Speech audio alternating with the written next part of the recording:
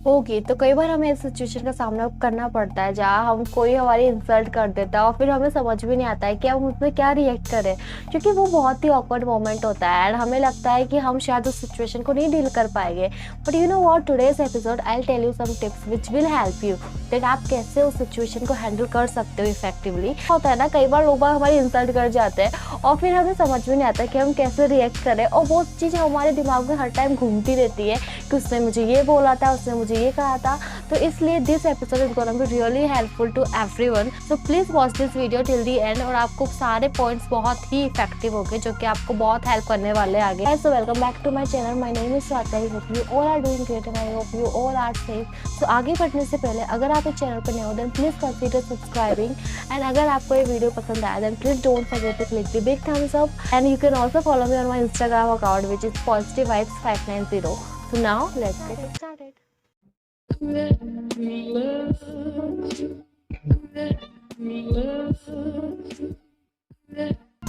Okay, so let's start with the first point, which is ask yourself. Yes. तो पहले आपको खुद से पूछना पड़ेगा कि जो सामने वाला कुछ बोल के गया है कि वो सही है या गलत। और अगर आपको लगता है हाँ कि ये सही है, तब तो वो फिर भी आप रिएक्ट कर सकते हो। बट अगर वो आपको पता है कि वो गलत है और जो भी उसने बोला है वो एकदम ही मतलब ही नहीं रखता है कुछ, और हो सकता है वो किसी फ्रस्ट्रेशन में हो और अपनी फ्रस्ट्रेशन आप पे उतार गया हो, तो आपको नहीं पता है, राइट। तो जब आप खुद से ये चीज़ पूछोगे कि वो एक्चुअल में कुछ है या नहीं है, या फिर मैं सिर्फ ओवर रिएक्ट कर रहा हूँ, और जैसे ही आपको पता लग जाएगा कि नहीं, इसका कोई सेंस नहीं है और वो सिर्फ आपका टाइम वेस्ट कर रहे हैं और मे बी उनके साथ कुछ प्रॉब्लम होगी, इस वजह से वो आपके कुछ ऐसा कुछ बोल के चले गए होंगे जो कि मे बी आपको हर्ट फील करे।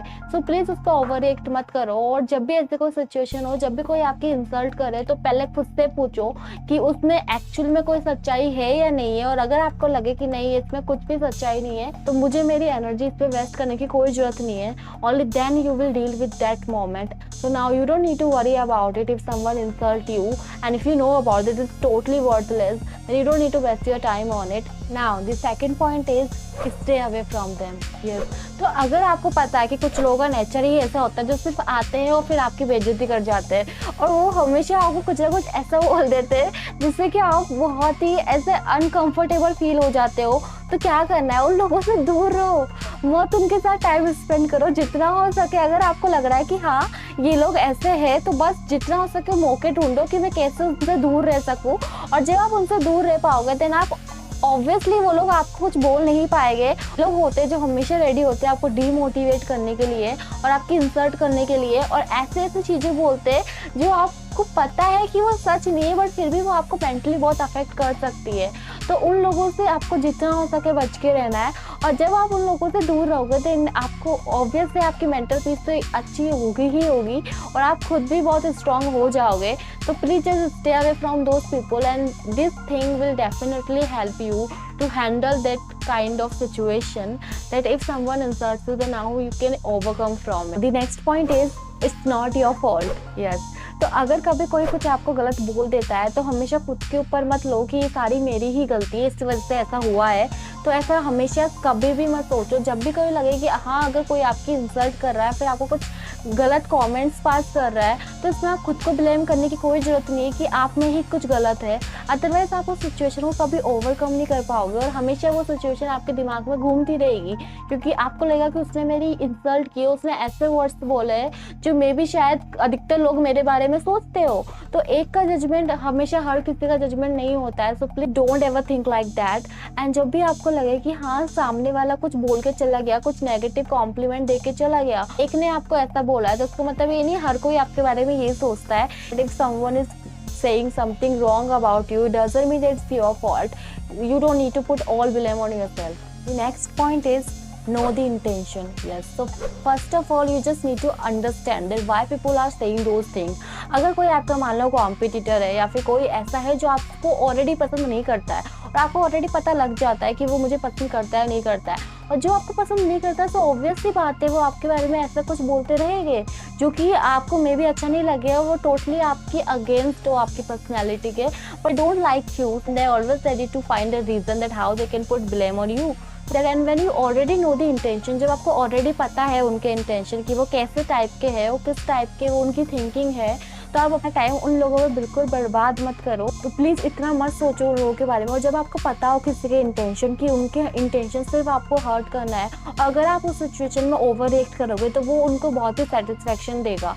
तो प्लीज़ उनको सेटिस्फेक्शन मत दो। जितना हो सके जब आपको पता हो किसी के इंटेंशन, देन उस टाइम अपने रिएक्शन को चेंज करो। वो रिएक्शन मत दो जो वो आपसे एक्सपेक्ट कर रहा है। और जब आपके रिएक्शन अलग हो गए सिचुएशन में, देन वो चीज़ उनको वैसे भी बहुत ही अफेक्ट करेगी, और मे बी वो नेक्स्ट टाइम ध्यान रखे कि हाँ मुझे इसको ये चीज़ बोलने की ज़रूरत नहीं है, अदरवाइज इसके रिएक्शन अलग हो गए और वो मुझे ही अफेक्ट करेगा। So when you understand this thing, it will help you to handle that situation effectively. Okay, so the last point is be savage with your answer.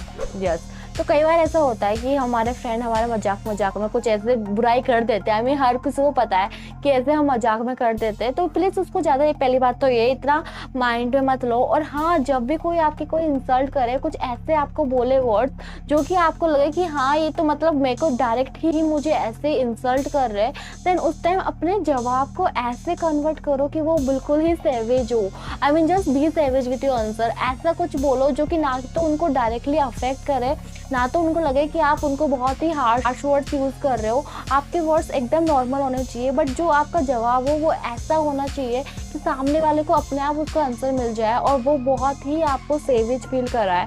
And when you do like that and when you are savage with your answer, then other person will think twice whenever they will start making fun of you, because now they have an idea that if I'll say something wrong, then he or she will already ready to give me the answer which may be affect me, so it's better I just keep my mouth shut. So don't ever think like that. और जब भी आपको लगे कि हाँ कोई आपको बहुत ही कंटिन्यूसली आपको कुछ ऐसे वर्ड्स बोल रहा है जो कि आपको अफेक्ट करने के लिए है और जो कि मजाक में है, क्योंकि बाद में लोग बोलते हैं कि तो मजाक था, डोंट टेक इट सीरियसली।